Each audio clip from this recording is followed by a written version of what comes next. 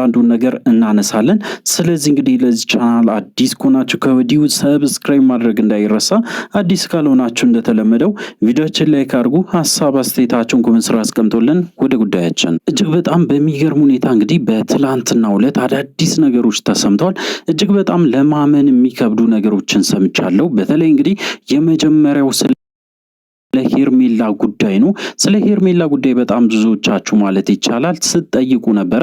ምክንያቱም እንግዲህ የቪዲዮ መጨረሻ በተለይ ሄርሜላ የለቀቀችው አንድ ቪዲዮ ላይ አንድ አዲስ ነገር እንደተከሰተ ለመስማትም ለማወቅም ችለናል ማለት ነው። እጅግ በጣም በሚገርም ሁኔታ እንግዲህ በምትወድቅበት ሰዓት ላይ ድንጋይ እንደመታትም ያንን መረጃም እንግዲህ ዶክተር እንደጠየቀው አቤል ሲናገር ነበረ።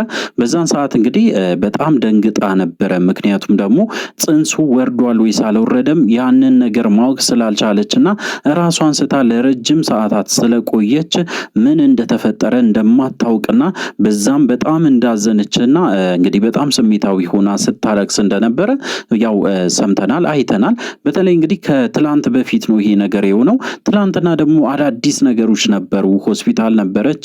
በጣም ብዙ ነገሮች እንደተከሰቱም ሲሰማ ነበረ። በዛሬ ዕለት ደግሞ አፕሩቭ ያረኩት ወይም ደግሞ ያረጋገጥኩት ነገር አለ። እሱን እነግራችኋለሁ። በተለይ በጽንሱ ዙሪያ እጅግ በጣም ከባድ ነገር እንደተከሰተ በተለይ እንግዲህ ያው ሄርሜላ ሁላችንም የነገረችን ነገር ነበረ። እርጉዝ እንደነበረችና እስከዛሬ ድረስ እርጉዝም እንደሆነች ነው ስታወራ የነበረው። ያንን አስመልክቶ እንግዲህ አዲስ ነገር እንደሰማን ለመናገር እንፈልጋለን። እንግዲህ አብዛኞቻችሁ በዚህ ጉዳይ ላይ ምን ተፈጥሯል፣ ሄርሜላ ምን ሆነች፣ ወዴት ሄደች፣ እያንዳንዱን ነገር ማወቅ ትፈልጋላችሁ ብዬ አስባለሁ። ያው እንግዲህ ማወቅ ለምትፈልጉ ሰዎች ብቻ ነው ይህንን ነገር የምነግራችሁ። አብዛኞቻችን እንግዲህ ወደ አብርሃም ትኩረት አድርገናል። ምክንያቱ ደግሞ የአብርሃም ጤንነት ከምንም በላይ እያሳሰበን ነበረ። ዛሬ ላይ እንግዲህ አዳዲስ ነገሮች አሉ። አብርሃም ጋም እጅግ በጣም ተስፋ የሚሰጡ የሚያስደስቱ ነገሮችንም በትላንትና ዕለትም የተወሰነ አይተን ነበረ።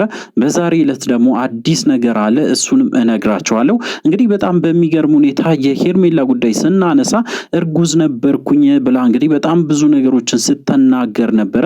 በዛን ሰዓት እንግዲህ ነግሬያችሁ ነበረ ከዚህ በፊት በጭራሽ ሄርሜላ ሆድ ውስጥ ምንም ነገር አታዩም።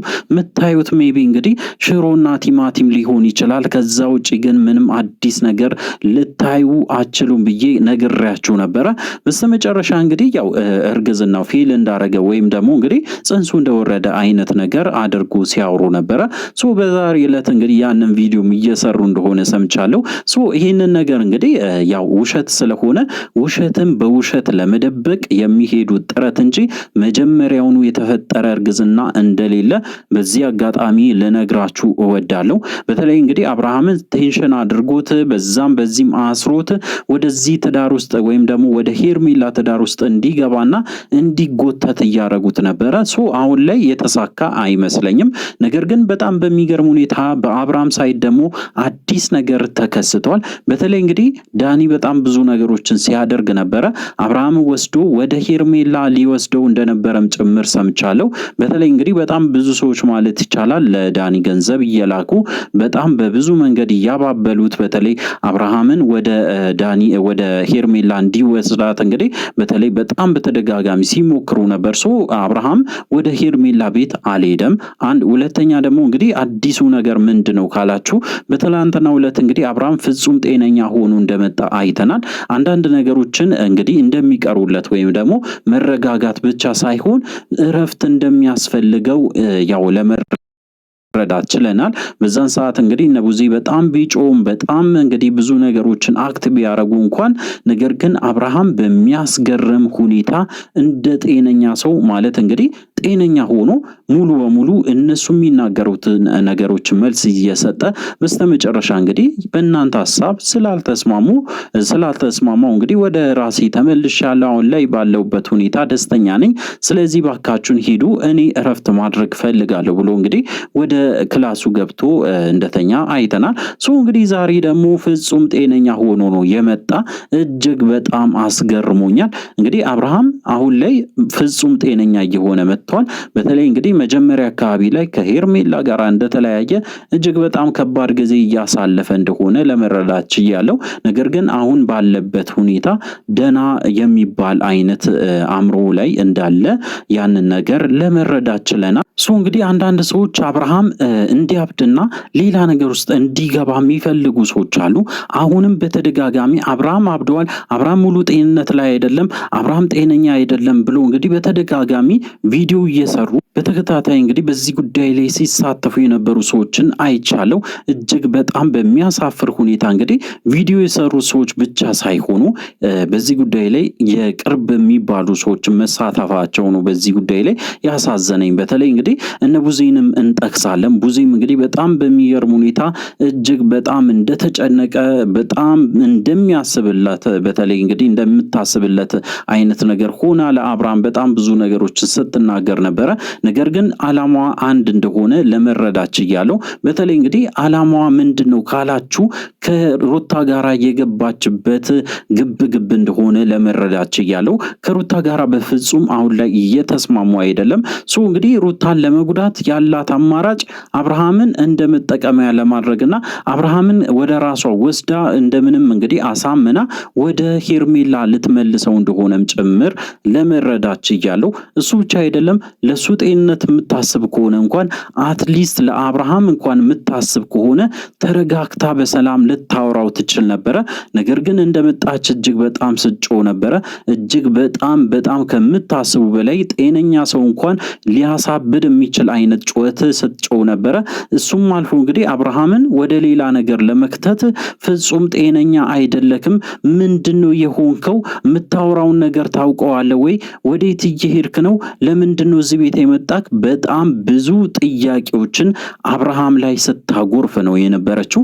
እንግዲህ አብርሃም ወደ ጤንነት እንዳይመለስና ወደ ራሱ ተመልሶ በተለይ ፍጹም ሰላም እንዳይሆን ከፍተኛ ጥረት ስታደርግ እንደነበረ በትናንትናው ዕለት አይተናል። እሱ ብቻ አይደለም በጣም ሲያሽቃብጥና በጣም ብዙ ነገሮችን ሲናገር የነበረው እንግዲህ ሄርሜላ እንግዲህ ብዙ ነገሮችን ብትሆንም ለአብርሃም ብዙ ነገሮች እንደሆነችም አይነት ነገር አድርጎ ብዙ ነገሮችን ሲናገር ነበረ። በተለይ ደግሞ እንግዲህ ቡዜን በጣም ደግፎ ቡዜ ትክክል ናት፣ እህት ናት፣ እሷን ብቻ ነው መስማት ያለብክ ብሎ እንግዲህ ብዙ ነገሮችን ሲናገር የነበረው ዳኒ ደግሞ እጅግ በጣም ብሶበት አግኝተናል። በተለይ እንግዲህ ዳኒ ምንድነው የሚፈልገው? አብርሃም እንግዲህ ያው ከዚህ በፊት በደንብ እናስታውሳለን ቀንደኛ ጠላቱ እንደሆነ ዳኒ እንግዲህ በግልጽ ሲነግራን ነበረ።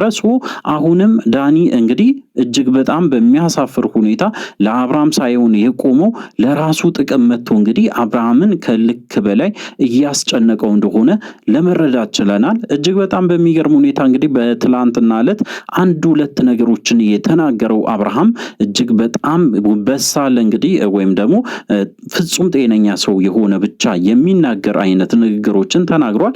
የመጀመሪያው እንግዲህ በጭራሽ ያው እንግዲህ ቡዜ ሲነግራት ቡዜ በጭራሽ አንቺ ዳኒ ማመን የለብሽም፣ እንዴት ዳኒ ልታምኚ ቻልሽ? ለምንስ እኔን ፈለግሽ? ከዳኒ ጋር አብረን የምንሄድ ከሆነ ከአንቺ ጋርም ልሄድ አልችልም፣ ምክንያቱ ደግሞ እኔ ዳኒን አላምንም፣ ለዛ ነው እንደዛ ያልኩት ብሎ በግልጽ ሲናገር ነበረ። ሁለተኛ ደግሞ እንግዲህ እጅግ በጣም በሚያስገርም ሁኔታ ያው ሩታን በጣም እንደሚወዳት ትዳሩን በጣም እንደሚያከብርና እስካሁን ድረስ እንግዲህ በጣም ብዙ እንደበደላትና ለሱም ማካካሻ ሲል በጣም ብዙ ነገሮችን ለማድረግ ተዘጋጅቻለሁ፣ ለሩታ ብዙ ነገር ልሆን እችላለሁ፣ በጣም ብዙ ጊዜ በድያታለሁ፣ ለዚህ ጉዳይ ደግሞ እርግጠኛ ሆኖ እንግዲህ በደንብ ይቅርታ ጠይቄያለሁ ብሎ በግልጽ ሲናገር ነበረ። በዚህ ጉዳይ ላይ እንግዲህ ሲናገር እጅግ በጣም ተናዳ ነበረ ቡዜ። ከምታስቡ በላይ ስሜታዊ ሆና እጅግ በጣም በሚያሳዝን ሁኔታ አብርሃም እንዳበደ አይነት ነገር አክት እያረገች አብርሃም ጤነኛ አይደለክም፣ ወደ ሆስፒታል ይዤ ልሂድ እባክን ብላ እንግዲህ በጣም ግራት ስታጋባው ነበረ። እንግዲህ በዚህ ሁኔታ ላይ ነበረ ያሳለፉት።